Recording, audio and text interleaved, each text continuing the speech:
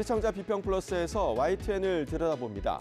부동산 가격을 잡기 위한 정부의 고강도 대책이 잇따르고 있습니다. 이번엔 다주택자 양도소득세 중과 유예 조치를 종료한다는 내용입니다. 관련한 소득세법 시행령 개정안도 국무회의에서 의결됐습니다. 정책 범위를 토지와 농지까지 포함한 부동산 전반으로 확대할 것을 시사하는 대통령의 메시지까지 나오고 있는데요. 정부의 부동산 대책과 시장의 반응, YTN은 어떻게 보도하고 있을까요? 오늘 뉴스 리뷰 Y에서 살펴봅니다. 화면 너머의 목소리까지 듣고 답해드립니다. 시청자 톡톡 Y로 도착한 의견들 함께 들어보시죠.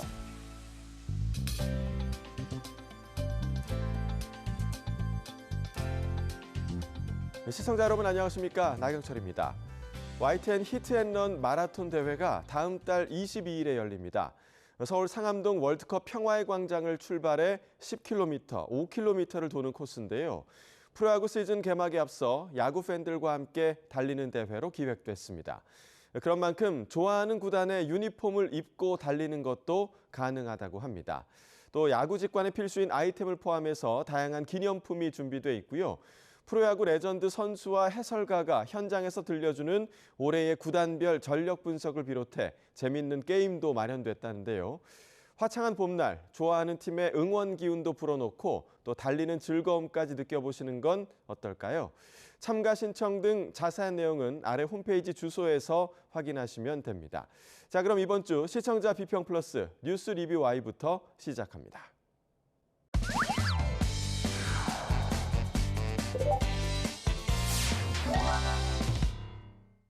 네, 오늘 뉴스 리뷰 Y 시간 YTN이 전한 부동산 보도를 살펴보겠습니다. 함께 이야기 나눌 두 분을 모셨습니다. 먼저 반유미 시청자 평가원입니다. 이동우 해설위원 실장입니다. 정부의 잇단 대책 발표 속에 대통령의 경고성 메시지도 이어지고 있습니다. 부동산 이슈가 정치권 공방으로까지 확대되는 모습인데요. 그러다 보니 주목도나 국민의 관심은 더욱더 커지고 있습니다. 자, 평가원님, 이 부분 좀 어떻게 보셨습니까? 우선 129 주택 공급 대책과 다주택자 압박 기조 강화가 이어지면서 주택 시장 안정에 정부가 적극 개입하겠다는 정책 의지가 다시 한번 분명히 드러났습니다. 이러한 정책 방향이 어떤 방식으로 전달됐는지 살펴볼 필요가 있겠는데요. 대통령이 SNS를 통해서 주택 공급 확대와 다주택자 압박 기조를 직접 밝히면서 언론은 대통령 메시지를 중심으로 정책 실행의 강도와 의지를 충실히 전달해 주었습니다. 동시에 정치권과 여론, 시장의 반응을 함께 전하고 정책 발표가 미치는 파장을 확인할 수 있도록 보도를 구성해 주었습니다. 네, 자, 아무래도 보도량이 늘 수밖에 없는 그런 상황입니다. 그렇다 보니 까다로운 정책 뉴스를 시청자의 눈높이에 맞게 풀어줬는지, 또 자칫 본류 외의 부분으로 더 많은 쏠림은 없었는지가 중요할 것 같은데, 자, 이 부분은 좀 어떻게 평가하십니까? 네, 보도 사례별로 살펴보겠습니다. 예. 다주택자 양도세 중과유예 연장 불가 방침을 전하면서 투기 기대 심리를 차단하겠다는 대통령의 의지를 부각했습니다. 오는 5월 9일 끝나는 유예제도의 보완 방안을 보고한 구윤철 부총리의 습관적인 표현을 이 대통령이 지적합니다. 이번이 아마 중과를 피할 수 있는 마지막 기회라고 생각하고 말씀 도중에 아마라는 표현을 2번 하셨거든요. 아마 웃습니다.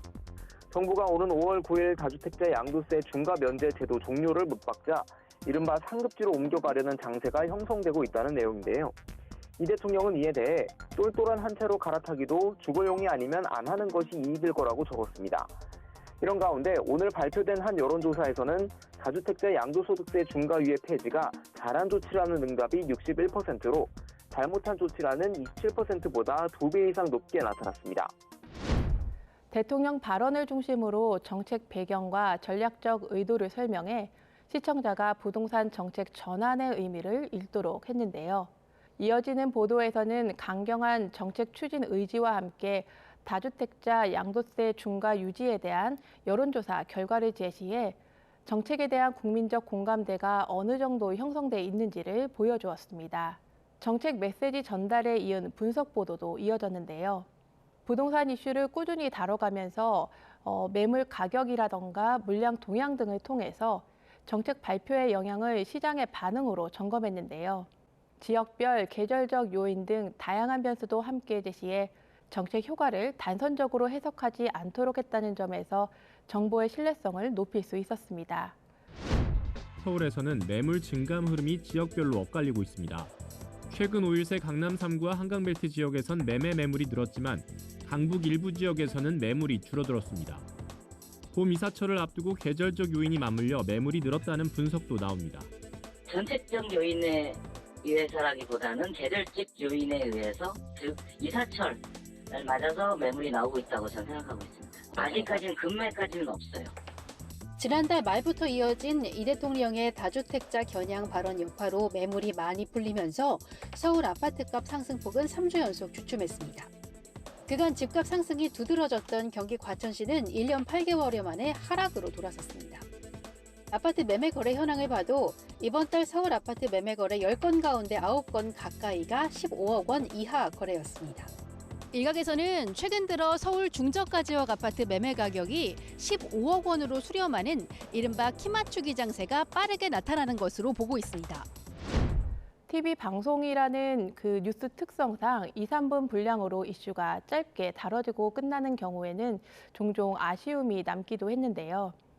개별적으로 다뤄진 이번 보도 역시 그랬지만 경제보도라는 카테고리에서 YTN 보도를 전체적으로 들여다봤을 때 이슈를 큰 틀에서 파악할 수 있어서 유익한 부분이 많았습니다.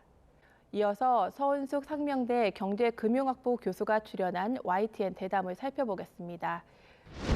이게 지금 이제 39세 이하 서울의 무주택 가구가 99만 2,856 가구로 집계가 된 것으로 보여지고요. 네. 사실상 100만 가구를 돌파했다라고 봐야 되겠죠. 청년층의 자가 보유율이 굉장히 낮다, 붕괴됐다라고 우리가 해석을 할 수가 있어요.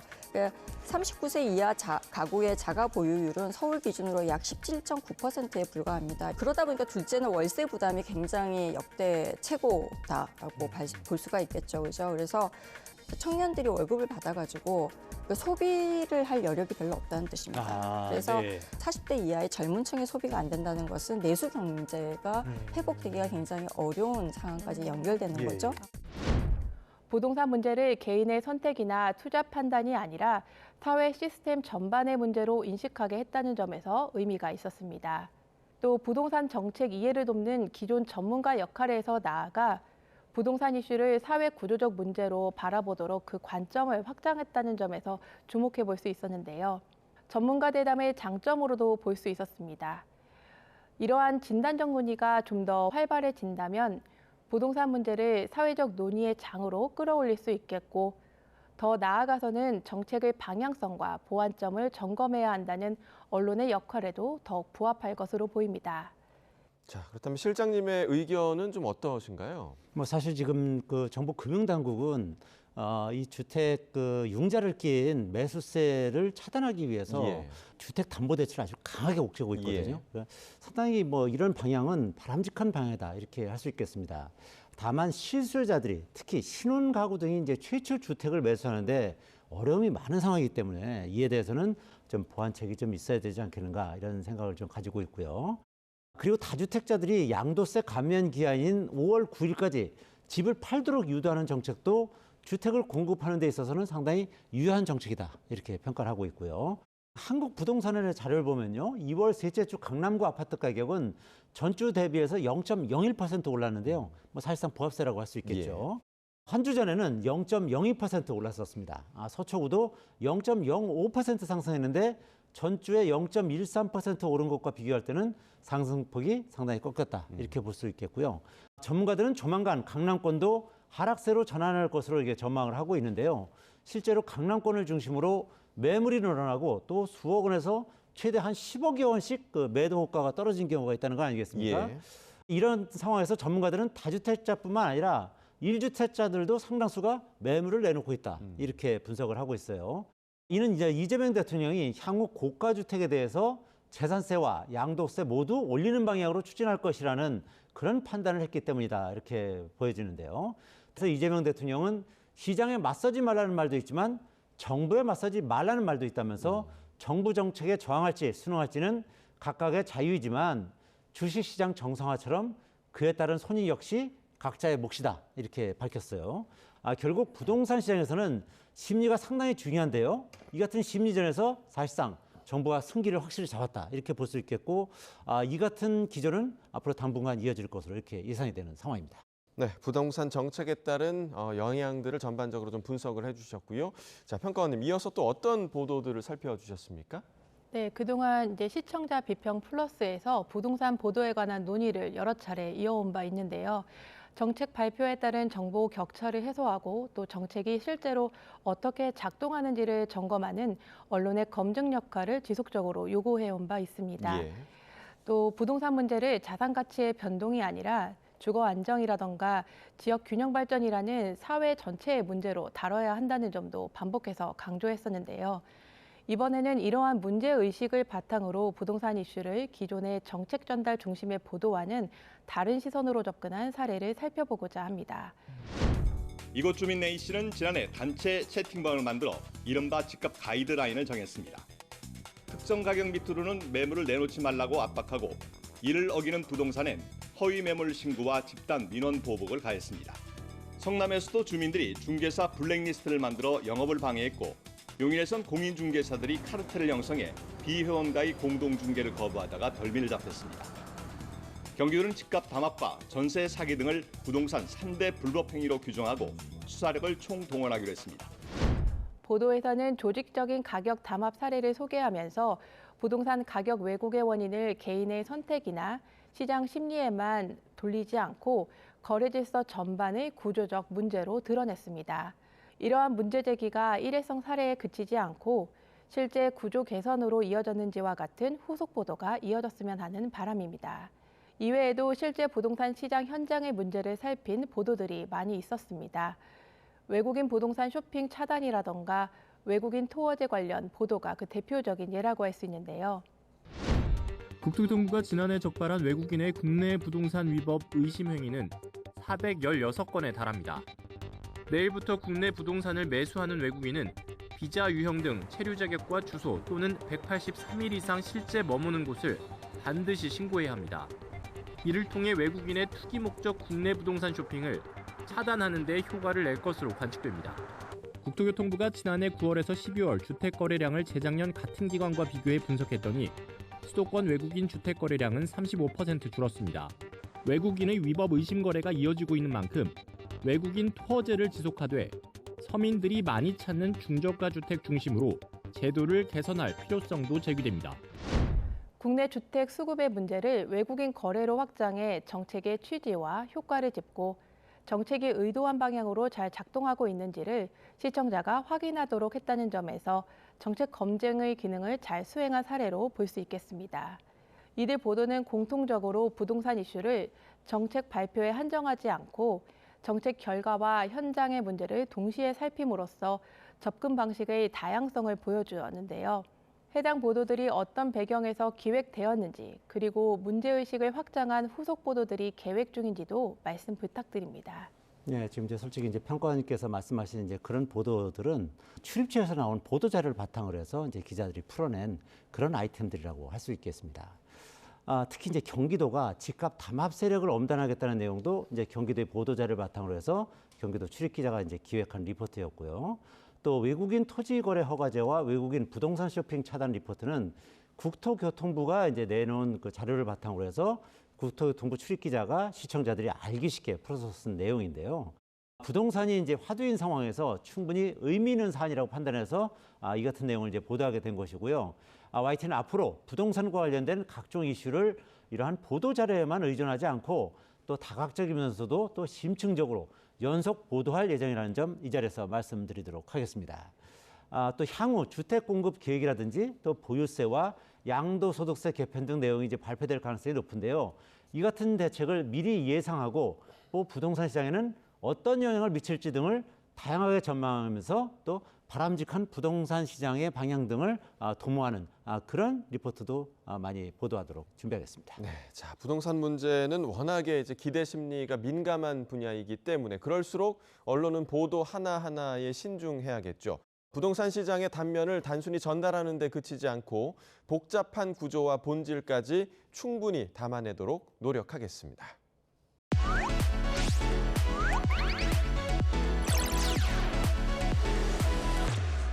시청자의 알 권리와 보도 가치의 향상을 위해 노력한 방송을 꼽아보는 디딤돌 뉴스 시간입니다. 자, 평가원님, 이번 주 주목할 만한 보도, 어떤 보도가 있었습니까? 부동산 이슈는 주택을 둘러싼 다양한 이해관계가 맞물리면서 갈등이 쉽게 증폭되는 대표적인 분야라고 할 수 있습니다. 따라서 정책 발표가 곧바로 찬반 대립으로 이어지는 경우가 적지 않은데요. 이런 상황에서 언론이 각 이해관계자의 입장을 함께 살피는 과정은 단순한 갈등 전달을 넘어서 시장 참여자들의 행동을 예측하고 정책 수정의 여지를 넓혀 사회적 비용과 정책 실패 가능성을 줄이는 중요한 역할을 합니다. 이런 관점에서 최근 부동산 정책을 다룬 최두희 기자의 보도를 주목해 볼 수 있었는데요. 보도를 살펴보면 등록 임대사업자 제도에 대한 제도 변화 과정을 짚으면서 제도 폐지와 부활이 반복되어 온 흐름을 설명했습니다. 대한주택임대인협회의 세제 혜택 요구를 전하면서도 이를 옹호하기보다는 정책의 일관성 부족이 임대인의 의사결정에 혼선을 주고 결과적으로는 임대차 시장 불안으로 이어질 수 있다는 점에 주목했습니다. 정책 변화가 특정 집단의 이해관계에 그치지 않고 시장 전체에 어떤 영향을 미칠 수 있는지를 생각해 보게 한 접근이었는데요. 정책의 결과를 보다 입체적으로 전망하게 하고 궁극적으로는 정책 완성도를 높이는 데 기여하는 언론의 역할을 보여준 보도로 평가할 수 있겠는데요. 이번 디딤돌 뉴스를 통해서 정책을 둘러싼 다양한 입장이 드러나는 현장을 전하면서 정책과 관련해 추가로 고민하거나 또 강조하고 싶었던 부분이 있었는지를 이어서 들어보고 싶습니다. 네, 최근 이어지는 저희 YTN 부동산 보도에서 자주 등장하는 이름이었죠. 한국 부동산 시장의 구조를 누구보다 잘 알 것 같다는 생각도 듭니다. 최두희 기자를 만나서 그 취재기를 들어봤습니다. 지금 바로 확인해 보시죠. 제가 취재를 해보다 보니까 이 제도 자체가 2017년 문재인 정부 당시 본격화되기 시작했고 또 지난 윤석열 정부에 이르기까지 임대사업자들에게 혜택을 줬다 뺏기를 반복했다는 부분에 주목하게 됐습니다. 이에 따라서 임대사업자들 입장에서는 정부를 믿고 사업을 시작했는데 정권에 따라서 또 정부에 따라서 혜택을 줬다 뺏기를 반복하다 보니까 정책에 대한 신뢰도가 흔들린다라는 지적이 있었고요. 또 전문가들 같은 경우에도 제가 전화 취재를 해보니까 아파트와 비아파트 시장을 좀 구분해서 봐야 한다라는 지적이 있어서 비아파트 임대사업자들의 피해도 우려되는 부분이었고요. 시장 흐름이 앞으로 어떻게 될지는 아무도 알 수 없지만 정부가 제도 개선 과정에서 임대시장에 미칠 부작용도 함께 고려해 선의의 피해자가 발생하지 않았으면 하는 바람입니다. 서울 등 주요 지역의 집값 상승과 관련해서 언론이 문제다라는 그런 비판도 있다 보니까 사실 취재 과정에서나 그리고 기사 작성 과정에서 아무래도 좀 조심스럽게 써야 되는 부분들도 존재하는 게 사실입니다.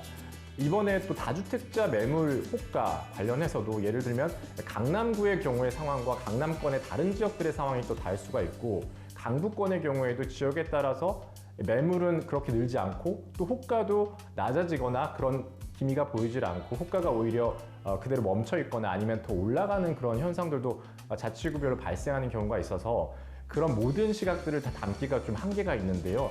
방송 뉴스의 특성상 짧은 시간 안에 많은 내용을 좀 압축적으로 담아야 하는 한계가 있는 게 사실입니다. 따라서 뉴스를 취재하거나 아니면 기사를 쓸 때에도 최대한 자극적인 보도를 지양하고 최대한 많은 분들의 의견을 들을 수 있도록 짧은 뉴스 시간 안에 그런 내용들을 최대한 균형 있게 담을 수 있도록 노력해야겠다는 생각을 하게 됩니다. 네, 그럼 오늘 뉴스 리뷰와이 마무리해 보겠습니다. 두 분 오늘 말씀 잘 들었습니다. 고맙습니다.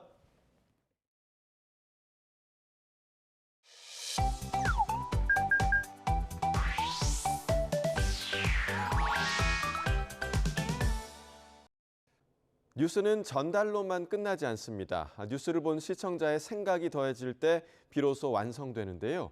YTN을 향한 시청자의 목소리를 듣고 YTN이 답하는 시청자 톡톡 Y 시간입니다. 자, 오늘은 어떤 의견이 들어왔을까요? 지금 바로 확인해 보시죠. 안녕하세요, 황지연입니다. 뉴스를 봐도 풀리지 않는 궁금증, 이 시간에 속 시원하게 풀어드리겠습니다. 그럼 시청자 톡톡 Y 첫 번째 보도부터 살펴볼까요? 80m 높이 거대한 철탑이 힘없이 꺾였습니다. 부러진 날개는 산산조각이 났고 터빈 등 발전 설비도 완전히 부서졌습니다. 영덕군은 낡은 발전기가 강풍에 파손된 것으로 추정하고 있습니다. 사고 발전기는 2005년부터 운영돼 설계 수명인 20년을 넘긴 노후 기종이었습니다. 설비를 최신형으로 바꾸는 사업을 계획 중이었지만 미뤄지는 사이 사고가 난 겁니다. 경북 영덕에서 80m 높이의 풍력 발전기가 도로 방향으로 붕괴하는 사고 소식을 전했는데요.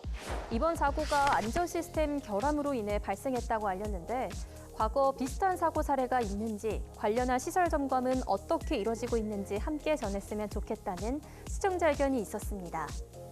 그렇다면 비슷한 사고 사례와 함께 사고 이후 시설 점검은 어떻게 이뤄지고 있는지 살펴볼까요? 국내 풍력발전기 시설물 사고는 2016년 강원 태백에 이어 작년에도 전남 화순에서 비슷한 사고가 발생했습니다. 127m 높이의 풍력발전기가 알 수 없는 이유로 쓰러진 건데요. 넘어진 풍력발전기는 하단부로부터 약 30m 높이 지점이 빨대처럼 접혔다고 합니다. 다행히 인명피해는 없었고 발전기 접근을 막는 구조물 일부가 파손됐는데요. 최근에 발생했던 경북 영덕 사고를 계기로 노후 풍력발전소에 대한 국민적 우려가 커지는 가운데 전국 최대 규모의 풍력발전단지를 보유한 영양에서도 관련 점검과 대응 체계 강화에 나섰다고 합니다. 영양에서 가장 오래된 풍력발전기는 영양풍력발전공사가 운영하는 설비로 2009년에 준공돼 올해로 16년째 운영 중인데요. 내구 연한이 20년인 점을 고려하면 아직 사용 가능한 기간이 남아있지만 운영사는 선제적 안전 확보 차원에서 시스템 안정화를 준비하고 있습니다. 노후 기종은 2028년부터 계획에 따라 단계적으로 철거하고 대형 고효율 설비로 교체할 예정인데요. 기존 41기를 23기로 줄이는 대신 한 기당 용량을 키워 전체 발전 용량은 오히려 약 40메가와트 늘어날 거라고 합니다. 현장에서는 관계자들이 수시로 설비 상태를 점검하고 있는데요. 고배율 망원경과 드론을 활용해 날개 표면과 접합부를 살피고 이상 징후가 발견되면 즉각 추가 점검에 들어갑니다. 법정 정기 검사는 3년마다 받지만 이곳 시설은 매년 정밀 검사를 별도로 시행하고 상시 점검 중입니다. 영양군도 사고 대응을 위한 행정적 준비에 나섰는데요. 군은 사고 시 주민 보호와 정보 전달을 중심으로 대응 매뉴얼을 보완하고 있다고 합니다. 이렇게 철저한 사고 예방을 통해 풍력 발전기 사고가 더 이상은 일어나지 않도록 노력이 필요한 시점입니다. 다음으로 두 번째 시청자 궁금증은 무엇일지 보도 먼저 확인해 볼까요? 최근 인도 동부 서벵골주에서 발생한 니파 바이러스 확진자는 현재까지 최소 5명. 인도 당국은 200명 가까운 접촉자들을 긴급 격리하고 모니터링에 돌입했습니다. 수십억 명이 이동하는 중국의 서울 대이동, 순위인이 시작되면서 다른 나라로 유입될 우려가 커지고 있습니다. 태국과 인도네시아 등 주요 관광 국가들은 인도발 항공편 승객을 대상으로 1:1 체온 스캔을 실시하는 등 공항 검역을 최고 수준으로 강화했습니다. 니파 바이러스의 위험성을 알리며 전파력, 잠복기, 백신 부재 등 정보를 전했는데요. 국제적 확산 우려를 강조하기도 했는데 우리나라를 비롯한 해외 각국의 검역은 어떻게 이뤄지고 있는지 알렸다면 시청자의 불안을 줄이고 정보의 실효성을 높였겠다는 시청자 의견이 전해졌습니다. 작년 12월 인도에 니파 바이러스 확진자 2명이 발생했다는 소식이 들려왔습니다. 니파 바이러스는 과일박쥐나 돼지 등 동물에서 사람으로 전파되는 인수 공통 감염병인데요. 감염 시 발열과 뇌염을 유발하며 치사율이 최대 75%에 이른다고 합니다. 이로 인해 한국을 포함한 아시아 국가들이 공항 검역을 대폭 강화하고 나섰는데요. 그렇다면 니파 바이러스를 막기 위한 해외 각국의 검역 상황을 알아볼까요? 먼저 인도와 국경을 맞댄 네팔은 지난 1월 최고 경계 태세를 선포하고 트리부반 국제공항과 인도 국경 검문소 전체에서 검역을 강화했습니다. 태국 보건부는 지난 1월부터 수완나품, 돈무앙, 푸켓 국제공항에서 3단계 검역 시스템을 가동했다고 합니다.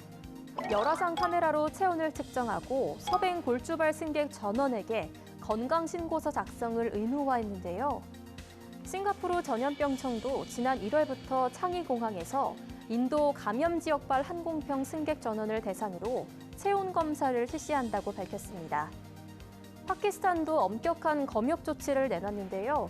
파키스탄 국경보건서비스국은 지난 1월부터 공항, 항만, 육상 국경 등 모든 입국 지점에서 100% 검역을 시행한다고 밝혔습니다.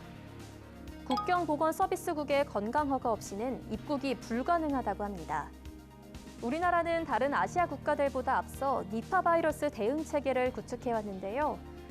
질병관리청은 지난해 9월부터 인도와 방글라데시를 검역 관리 지역으로 지정해 운영하고 있습니다.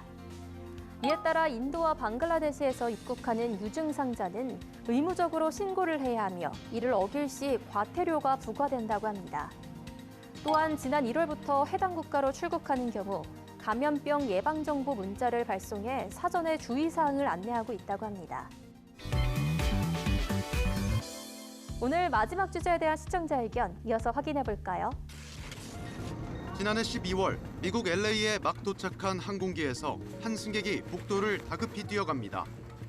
여객기 출구 쪽에 의식을 잃은 흑인 남성이 쓰러져 있다는 소식을 들었기 때문입니다. 급히 뛰어온 이 승객은 다름 아닌 같은 여객기에 타 있던 한국인 응급구조사였습니다.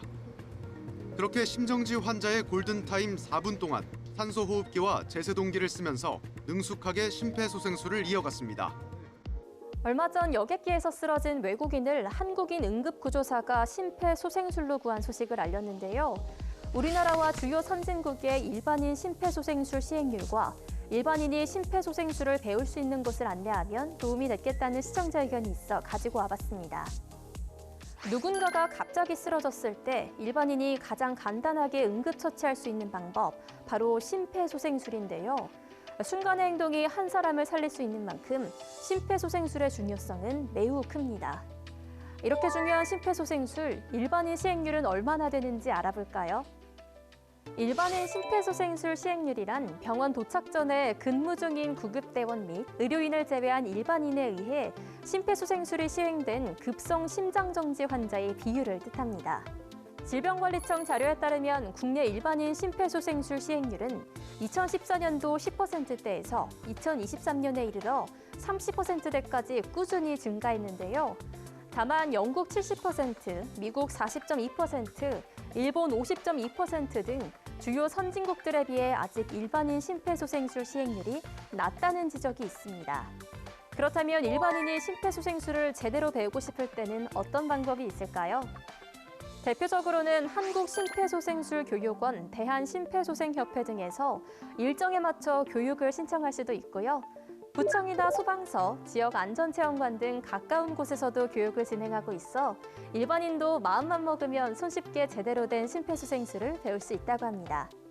그럼 전문 교육기관에서 실습하기 전 이 시간을 통해 심폐소생술을 어떻게 하는지 알아볼까요? 심정지 발생 후 4분이 지나면 뇌에 산소가 공급되지 않아 치사율이 높아집니다. 이때 꼭 필요한 심폐소생술, 어떻게 해야 할까요? 첫째, 환자의 의식과 호흡을 확인한 후 119에 신고합니다. 둘째, 분당 100에서 120회, 약 5cm 깊이로 가슴 압박을 실시합니다. 셋째, 팔꿈치를 굽히지 않고 수직을 유지한 채 119 구급대원이 올 때까지 반복합니다. 지난 1월에는 질병관리청과 대한심폐소생협회가 국내외 최신 연구 결과를 반영한 2025년 한국 심폐소생술 가이드라인을 발표했는데요. 홈페이지를 통해 구체적인 가이드라인을 확인해보는 것도 좋겠습니다. 여러분이 남겨주신 궁금증, 오늘도 속 시원히 풀리셨을까요? 다음 시간 알찬 내용으로 찾아오겠습니다. 그럼 다음 주에 만나요.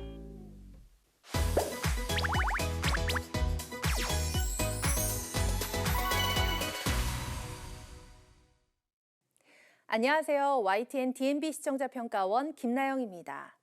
스마트폰과 영상 매체가 중심이 된 요즘, 라디오는 4050 세대에게 추억 속에 자리한 매체이자 삶의 배경음악 같은 존재로 남아 있습니다.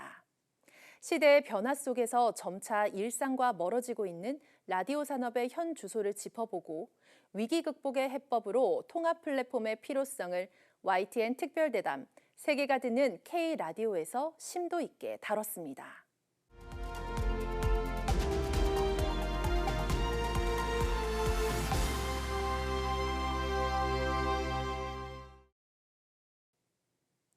먼저 방송 초반부에서는 과거 명 DJ들과 함께했던 음악방송의 낭만을 회상하며 시청자들의 공감대를 형성했습니다.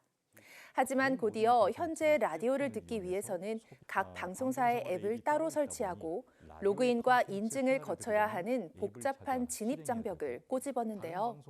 라디오의 위기가 단순히 컨텐츠의 재미 문제가 아니라 모바일 시대에 뒤처진 접근 구조에 있다는 날카로운 진단은 시청자로서 겪던 불편함을 정확히 대변해 주었습니다. 이어진 논의에서는 영국과 일본의 통합 라디오 플랫폼 성공 사례를 들어 해결책을 제시한 점이 돋보였습니다. 영국은 500여 개의 방송국이 하나의 앱으로 뭉쳐 청취율을 회복했고, 일본은 99개 민영 방송사가 통합해 국민의 50%가 라디오를 듣는다는 구체적인 수치는 통합 플랫폼의 당위성을 강력하게 뒷받침했습니다. 특히 과거 우리나라에서도 통합 논의가 있었으나 예산과 이견으로 무산되었다는 비하인드 스토리는 국내 산업의 현실을 돌아보게 하는 중요한 대목이었습니다. 프로그램은 시청자의 입장을 넘어 광고주와 방송사의 현실적인 고민까지 균형 있게 다뤘습니다. 통합 플랫폼이 구축되면 정확한 청취 데이터가 측정되어 광고 효율을 입증할 수 있고, 이는 결국 전체 광고 시장의 규모를 키워 방송사의 부담을 줄여줄 것이라는 경제적 분석이 인상적이었습니다. 또한 AI 더빙 기술을 활용해 K라디오를 전 세계 언어로 송출하자는 미래 비전은 라디오의 글로벌화라는 새로운 가능성을 엿볼 수 있게 했습니다.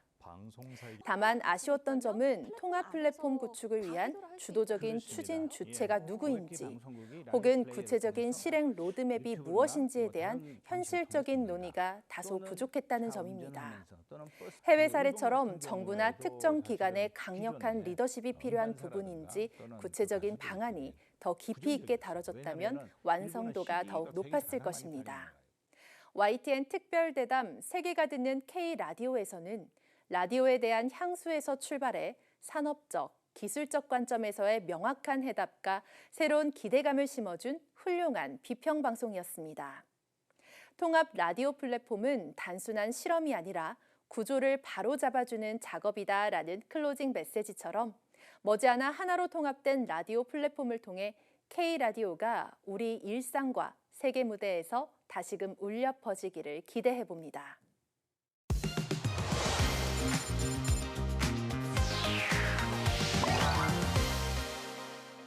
YTN의 보도를 되짚어보는 데 있어 시청자 여러분의 목소리는 중요한 기준이 됩니다.